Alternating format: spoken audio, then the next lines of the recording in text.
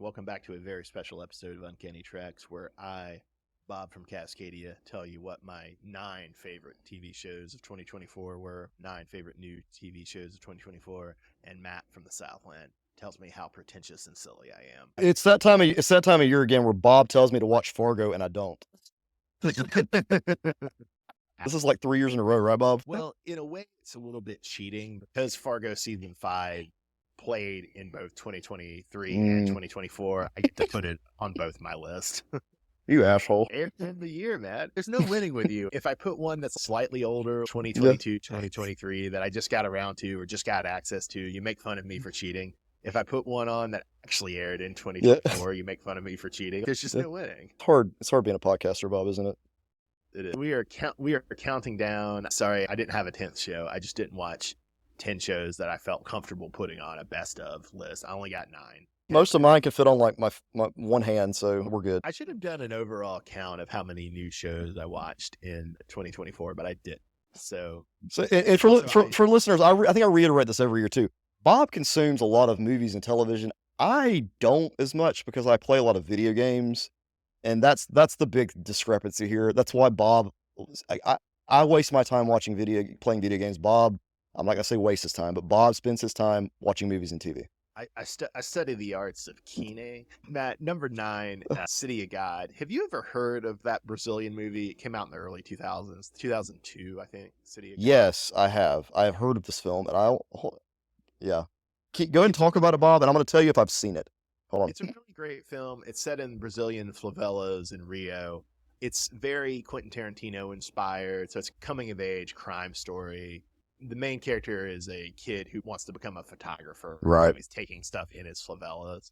And so, yeah, it's a really great movie. I think the show is fine. I enjoy the show, but you should definitely watch the movie. It's one of the best movies of the 21st century, although that's maybe overhyping it a little. This sequel series is good. I thought it was going to be a mini-series at first, but apparently it's going to be an ongoing series. It sounds like I think a season 2 is in the works. And yeah, it's on HBO, it's on Max. So Bob, this is sort of a newer thing that they're doing with movies and television, where we have television sequels.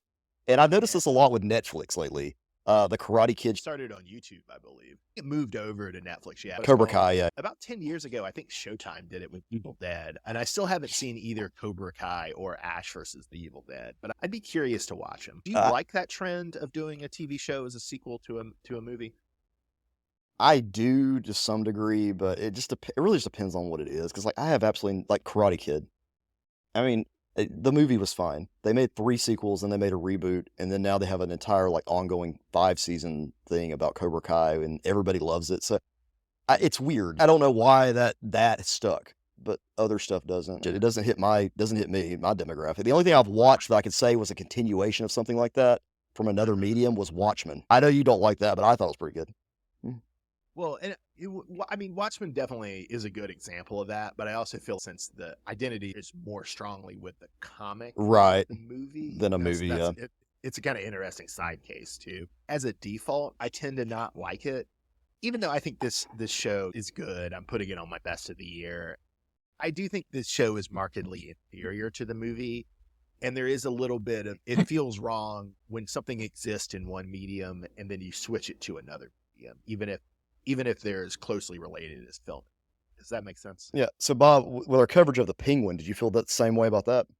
I hate it. It's on my worst of the year. Right. Although at least in The Penguin, it's a little different because it's more of a spinoff because most of those characters are not in the movie. Mm-hmm. Robert Pattinson Batman is not in the Penguin show, whereas it's most of the surviving actors of the City of the God movie are in City of God TV show. Oh, okay. Just 20 years older. There's something I was missing. Okay, so the actors are the same people from the film. And it's the same way in Karate Kid 2 and Cobra Kai, yes. Yeah. With the actual actors being... It's a new trend. Maybe it'll work. I don't know. I guess it just depends on the property. I'm skeptical, but yeah, I definitely watched City of God, the movie, and you could do a lot worse things than watch the 6 episodes of City of God on HBO. My next show is Reservation Dogs. Reservation Dogs is final season. Anyway, I really like Reservation Dogs. In some ways, season 3, the final season of Reservation Dogs, feels a little unnecessary because the show wrapped up its main plot at the end of season 2. but season 3 gives it a lot of time to dwell on supporting characters and flesh out its supporting characters.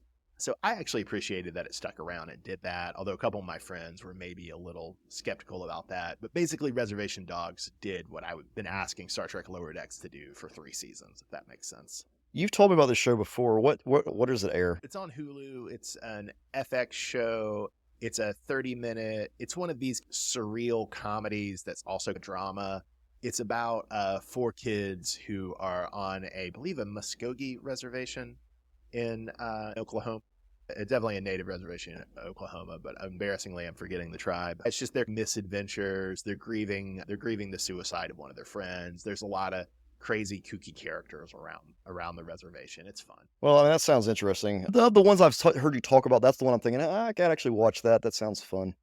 I could see you and your wife having a good time with Reservation Dogs. Okay. Yeah, I might give that one a shot. All right, what's your number 7, Bob? My number 7, also a Native American show, an indigenous show. It's Dark Wind Season 2. I think I put Dark Wind Season 1 on my last list. Basically, this is based on a series of cop novels written by a white dude on the Navajo reservation. Nicely, they've kept the period setting. So I've never read the novels, but I think the novels are set pretty much when they're published. But the TV show has chosen to keep that setting in the 70s, which it just gives a lot of great period detail. Also, this season, Jerry Ryan shows up, and she has an oxygen tank, but she's the hottest woman you've ever seen with an oxygen tank. It's fascinating. Yeah, Jerry Ryan's awesome. That's cool. Yeah, man. It's criminal. We're apparently not getting the Star Trek Legacy show with her as the captain. That's just criminal. So last time we saw her was Picard Season 3. And yeah, it seems like they were setting up that Star Trek Legacy show, and then it just apparently is not happening. It's like we saw a lot of her, and then we didn't see any of her at all for the last year or two. All right. Yeah. And what I will say, this also starts a theme with my list of this is a show where George Martin is a producer of the show because he's a big New Mexico guy. And I think he was friends with the white guy who wrote the series. And I just want to say this is the best TV show, Dark Winds, to ever air with George Martin's name attached. So there. Yeah, he's wanting to make sure he's doing everything he can except write that last couple of books for Game of Thrones. So, way to go, George R.R. Martin. Nice. And if you and the wife want to watch a cop series, Matt, you could do worse than Dark Winds. Okay. All right, now Bob, number 6, I have wanted to watch, honestly, so many times. I think I wanted to watch the film I may have watched part of the film as well. It is actually fascinating to me. So go ahead and what's your number 6 pick, Bob? Yeah, so my number 6 is the final season of Snowpiercer. So originally a series of French graphic novels, which are also very good, and then adapted into a really good movie by a South Korean director, and then now adapted into a TV show for TNT originally, although it finished up on AMC Plus. Just to be clear, the comic, the movie, and the TV series are all very distinct things, which is one of the things I like about the franchise. It's all the same premise of a train on an eternal engine running around a frozen world, right? But the actual characters, plot situation of the comics, the movie, and the TV show are all very different. The TV show is very Battlestar Galactica inspired in an interesting way. It was in an unfortunate spot because it went for 3 seasons on TNT, and then they made a 4th season, and then TNT effectively shelved it for literally 2.5 years before they sold it to AMC. Oh, wow. So Bob, if I was gonna jump into Snowpiercer, do you suggest I read the comic first, watch the movie, or go ahead and just dive into the series? The comic's really fun, and so if you wanted to read a comic, you could read the comic. If you weren't feeling the comic, I would just say watch the movie and just see how you feel about the movie. The movie is definitely better than the TV show. Okay, but if I like the movie, I'll probably like the show as well. They are dissimilar enough that there's a strong possibility that some people will like the movie and not like the TV show, but I think most people will like them at least. I would say it's a very good Battlestar Galactica science fiction show, in my opinion. That said, I don't want to overhype it. You want to keep it somewhat modest. I've thought about hitting the play button a couple of times. I'm real bad about that. I think you just hit the play button. I'm just more like, I could do something else. Matt has doubts. All right, Bob, number 5. Number 5, Get Millie Black. It's a HBO miniseries, actually a HBO and a British network miniseries. It's a Jamaican cop show, and I didn't realize this when I started it, but it was written by the great Jamaican novelist Marlon James, who has a novel, The Brief History of 7 Killings, I actually just gave you for Christmas. I just brought that book inside last night, Bob. It's sitting in the car for a month. I had to go out and get some stuff. Like, oh, I didn't get this book. I was like, oh, yeah. And I was like, oh, Yeah, Bob Marley. Oh, okay, I can read this. I haven't read it yet. yeah. I haven't read anything yet, but I read the back of it. It's intense. So Sounds cool. this is a pretty standard cop show, pretty standard murder mystery, but it's set in Jamaica, which the setting is fascinating. The deuteragonist, which is the protagonist's sister, the secondary main character, is a trans woman, and she has a great line in the show. "Don't worry, darling. He's a white man, all balls and no cock." I'm really glad I watched this show with my mother, so she had to process the trans woman character and that line. Wow, that's a really good line. Get Millie Black, just a miniseries, so you're not committing for too much. So number 4, Bob, Sympathizers. What you got on here? Yeah, another HBO miniseries, Matt. Notice a theme. Sounds like Also, HBO puts out stuff you like.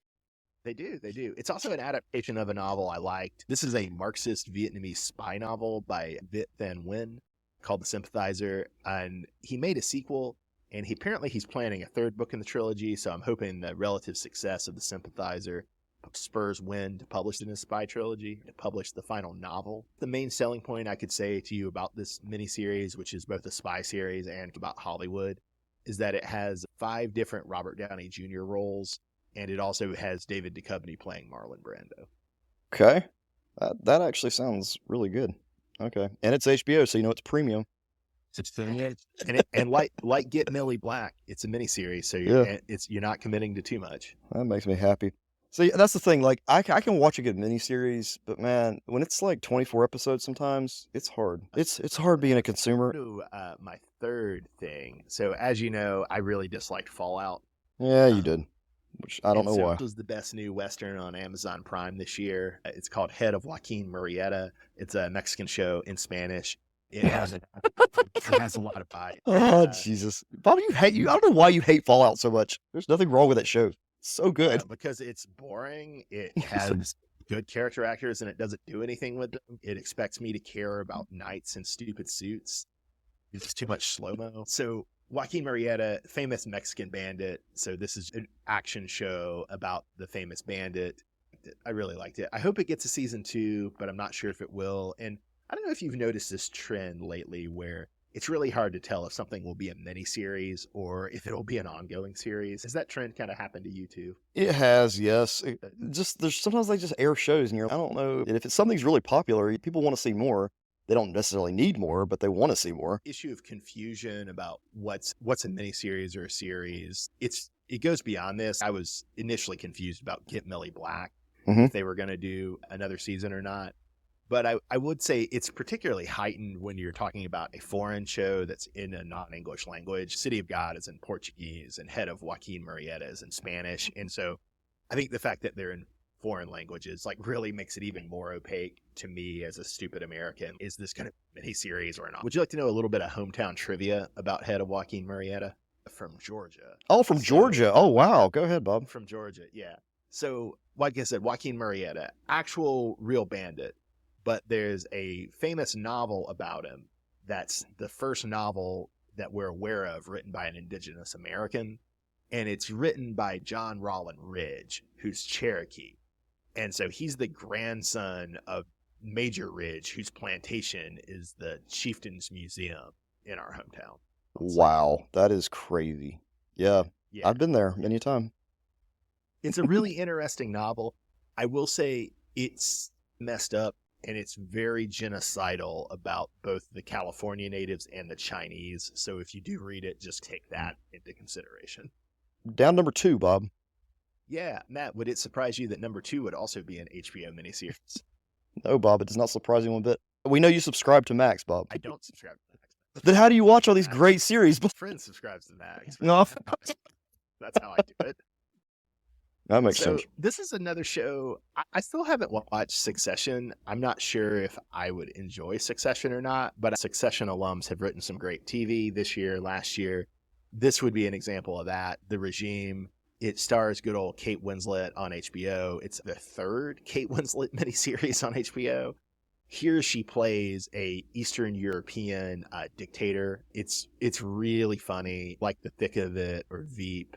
It's not as good as either of those shows, but it's really funny. It's really funny satire of America, of Russia, of Germany. I really like The Regime. All right. And then Bob, number one. All the things I put on here, since you've already said you're not Oh, going to watch Fargo, you oh, got to watch The Regime. okay. You I've got to straight up. watch The Regime. Okay, because I'm probably going. I may watch the Snowpiercer film. I'm actually interested You, in that one. you, Reservation Dogs, I think I'll watch as well. So Reservation okay. Dogs and Snowpiercer, I will watch. Regime, you tell me I need to watch. So there's three, and Yeah, then of I course would your say number one. you got the three things. I would say you gotta. Although I'm glad you're thinking about Reservation Dogs, but you gotta watch the City of God movie. You gotta watch the Snowpiercer movie, Okay, and you gotta watch the Regime miniseries. all right. I'll add those to my list. But I'm telling you, next year when you do this, you're probably gonna have the same things on this list. And I'll be like, no, I didn't get around to that. Lance, unfortunately, I won't because the Regime is a miniseries. Reservation Dogs is over. Is Fargo over, Bob? I don't think it is, although Uh, Fargo's an anthology show, so it's not as clear. City of God may be back. Top pick is the thing you're not going to watch, Fargo season 5. I already talked about it last year, but it aired across both 2023 and 2024. It is one of the weaker Fargo seasons, but it's still got an amazing cast. Gino Temple, Jennifer Jason Leigh, John Hamm, Dave Foley, all amazing. Matt really should get on that Fargo train. where can I watch Fargo, Bob? I think you can watch it on Hulu. Okay, all right. Yeah, if you want a quick rundown of availability, Fargo's Hulu, Regime is Max, Head of Joaquin Murrieta's Prime, Sympathizer is Max, Get Millie Black is Max, Snowpiercer is AMC Plus, Darkwind Season 2 is probably AMC Plus, although it was on Max at some point and is maybe still there. Reservation Dogs is Hulu, City of God is Max. Okay. Well, Bob, you've exhausted your list here. It's been great. All right. Well, I don't think you were as unkind as you might have been, although it still hurts me that you're not going to watch Fargo. But after listening to me prattle on, any TV shows you wanted to shout out this year, Matt?